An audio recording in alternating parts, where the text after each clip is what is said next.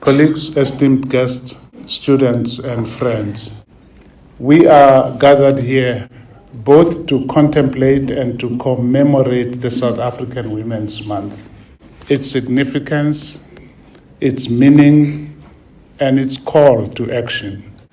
I want us to take a long walk down the boulevard of the memory of struggle. Particularly, I would like to invite you to travel back with me to one windy Thursday morning, 70 years ago, 9 August 1956. 20,000 women ascended the hill on top of which a monumental building, which we now know as the Union Buildings. And this is how Martha Evans paints the picture. The women were especially colorful, since they had been encouraged to dress in appropriate uniforms, traditional attire, nurses' uniforms and caps, and the red and white uniform of the Methodist church members. Like a swarm of disciplined soldiers, they poured onto the ground and proceeded towards the amphitheater in the middle of the Union Buildings. They were there to protest the past laws of Prime Minister Johannes Gerhardus Strijdom.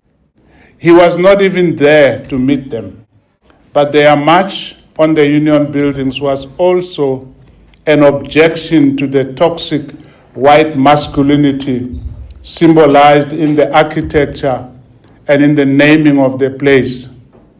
After all, the Union of South Africa was designed as a union for whites only. And this is how Martha Evans paints the picture of what happened on that day, and I quote from her. The words of a new Zulu freedom song reverberated throughout the Union Buildings amphitheater. After the delegation's leaders had delivered a list of the women's demands to Stridom's office, the entire crowd, at Ngoyi's suggestion, stood in complete silence for a full half hour. This was partly a protest against the Prime Minister's new banning order that prevented rally speeches, but it was also a display of immense stoicism and passive resistance. 30 minutes of silence. Megiresha remembers the climax of this half hour of deafening silence. And she says, before the day was wound up with Nkosi Sikelel' Africa, Lillian's voice echoed from the walls of the Union Buildings as she cried out, Africa! And the atmosphere seemed electrified by the power of her voice, and the crowd responded, Mayibuye, may it return. We have a great and veritable legacy of leadership. Thought leadership, purpose-driven leadership, and action-oriented leadership of South African women.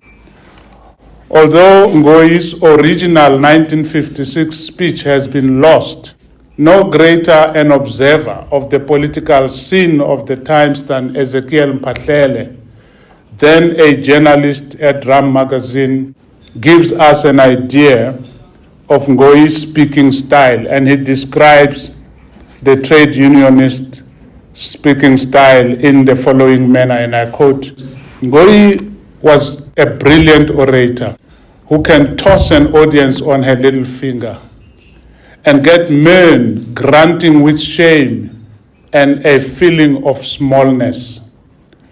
Ngoyi's discourse, he added, always teems with vivid figures of speech. Mrs. Ngoyi will say, for example, we don't want men who wear skirts under their trousers. If they don't want to act, let us women exchange garments with them. End of quote.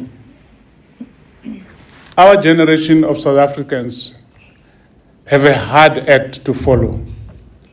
The 1956 generation of women leaders was diverse and it was inclusive.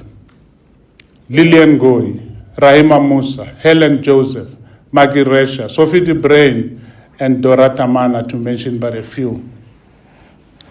Sophie de Bruyn was a founding member of the South African Congress of Trade Unions.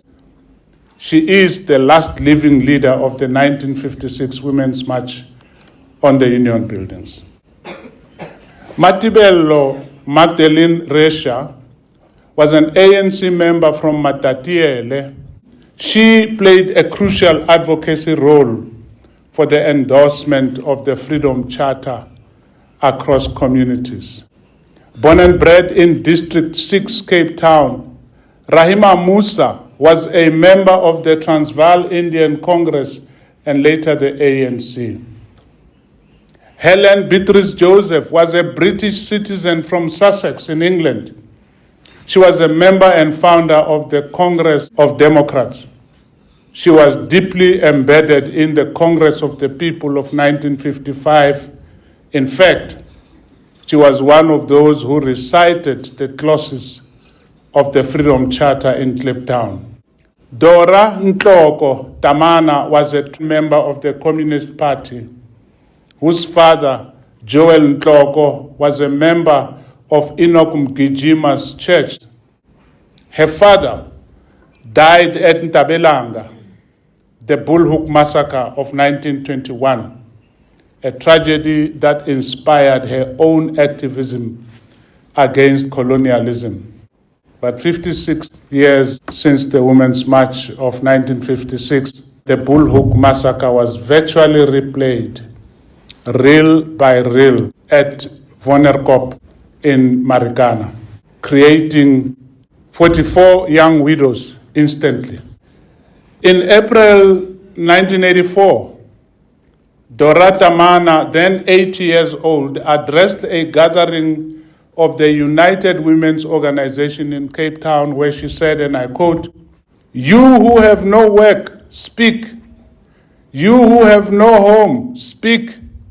You who have no schools, speak. And you who have to run like chickens from the vultures, speak. We must share the problems so that we can solve them together. We must free ourselves.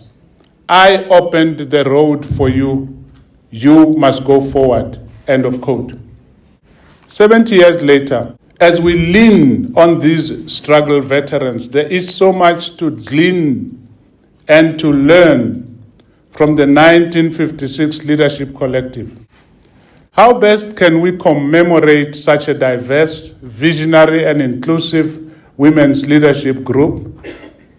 We have to redouble our efforts in pursuit of the goal of gender parity in all spheres. At the current pace, gender parity will only be achieved 133 years from now.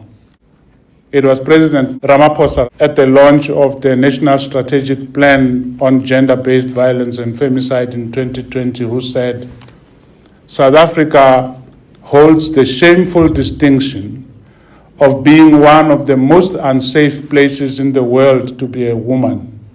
Rape and sexual violence have become hyper-endemic. We are in the throes of a deep crisis that must be brought to a decisive end." End of quote from President Ramaphosa. Have we done it? Shall we do it? Can we do it? Can we bring gender-based violence to a decisive end? 5 years later, the evidence and the numbers are pointing in the wrong direction. Earlier this week, in this very room, we gathered to discuss Nelson Mandela University Professor Phakama Tshwane's 2024 book titled, "Who Cares?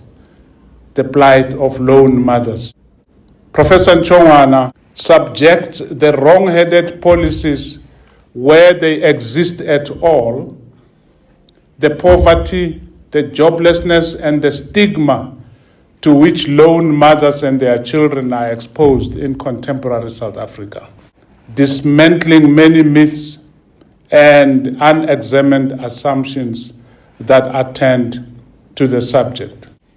So much so that throughout her book, one can hear the voice, one can feel the hopes, one can touch the fears of Gayatri Chakravorty Spivak's subaltern.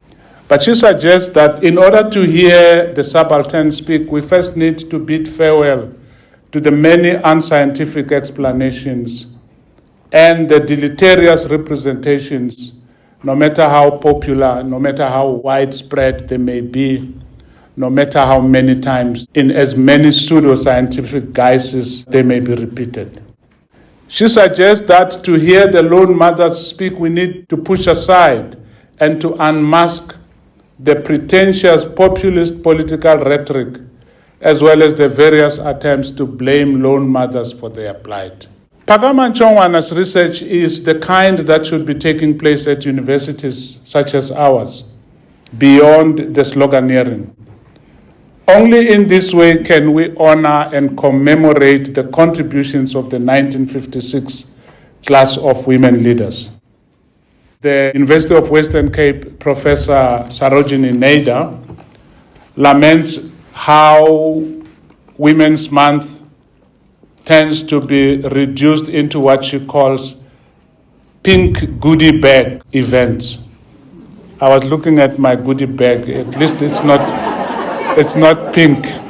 She argues that universities have a responsibility to resist the cosmetic trends and critically engage with how power manifests in gendered relationships, end of quote.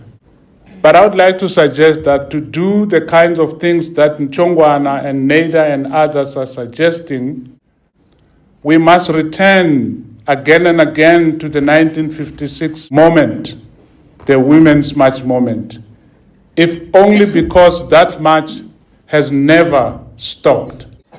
If I could, I would end with the epic poem of 13 sections by radical feminist Adrienne Rich.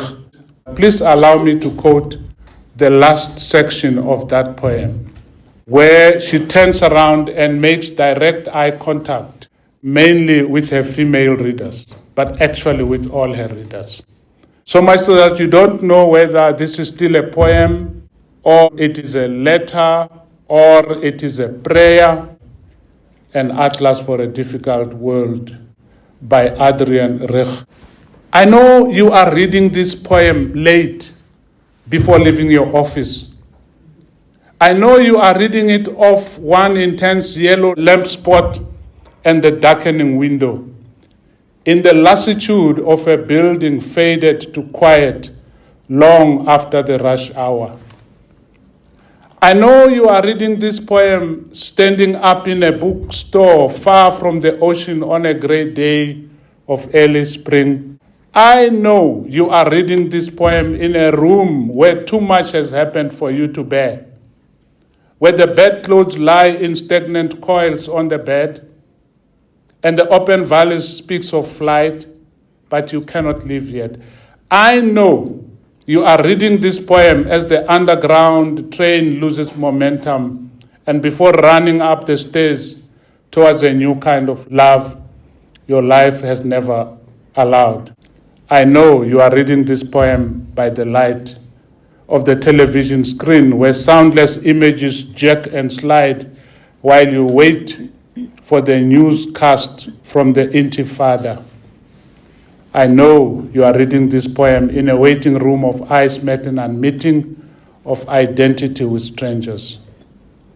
I know you are reading this poem by fluorescent light in the boredom and fatigue of the young who are count themselves out at too early an age. I know you are reading this poem through your failing sight, the thick lens enlarging these letters beyond all meaning, yet you read on, because even the alphabet is precious. I know you are reading this poem as you pace beside the stove, warming milk, a crying child on your shoulder, a book in your hand, because life is short and you are too thirsty. I know you are reading this poem, which is not in your language, guessing at some words while others keep you reading. And I want to know which words they are. I know you are reading this poem, listening for something, torn between bitterness and hope, turning back once again to the task you cannot refuse. I know you are reading this poem because there is nothing left to read. There, where you have landed, stripped as you are. End of poem, prayer, letter, whatever you want to call it. My dear colleagues, I know you are listening to my boring speech out of duty. I know you are listening to me for fear of being accused of insubordination and dereliction of duty. I know.